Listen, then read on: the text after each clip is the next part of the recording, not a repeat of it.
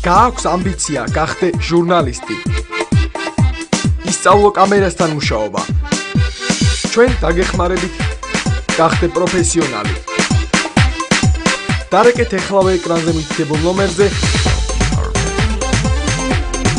ერთ დროს სიონად და ისრაელის მიწა წოდებული ახლა კი ისრაელის სახელმწიფო შემორჩენილი ქვეყანა არც ისა დიდ დროს ითვლის. სულ რაღაც 1948 წელს ჩამოყალიბებული და ოფიციალურად გამოცხადებული სახელმწიფო წმინდა მიწად ითვლება.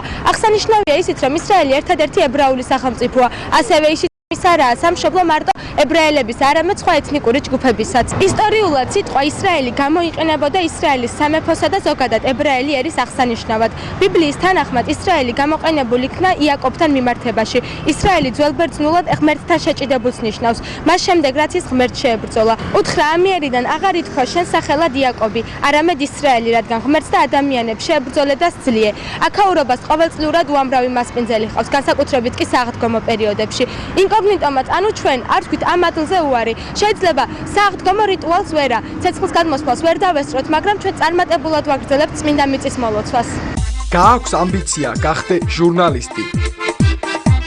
ისწავლო კამერასთან მუშაობა. ჩვენ დაგეხმარებით გახდე პროფესიონალი. დარეკეთ ეხლავე ეკრანზე მითითებულ ნომერზე.